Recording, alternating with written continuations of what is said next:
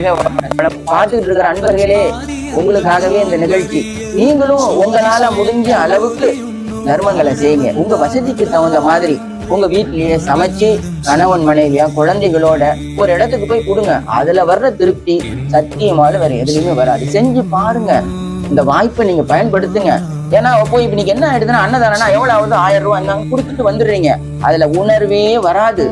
நமக்கு உணர்வு வரணும்னா அந்த செயல்ல ஈடுபடணும். எப்படி ஈடுபடணும்? அதை நம்மளே செய்யணும். ஒரு உதாரணத்துக்கு ஒருத்தருக்கு செய்யுங்க. நீங்க சாப்பிடுற விஷயத்துல மீதி ஒரு பொட்டணத்தை கட்டுங்க.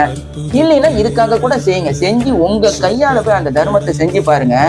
தயவு கண்டிப்பா வரும். தயவு வந்துட்டா இறைவன் வந்துட்டு அர்த்தம். நீங்க கண்டிப்பாக உண்மையாக மேல வருவீங்க. இறைவனுடைய திருவுருளால எல்லாம் சிறப்பா நடக்கும். வாழ்க வளமுடன். நீங்களும் உங்கள் குடும்பமும் நீண்ட ஆயுளோடு ஆரோக்கியத்தோட செல்வ செழிப்பா மகிழ்ச்சியா வாழ்வீங்க. வாழ்க வளமுடன். நன்றி.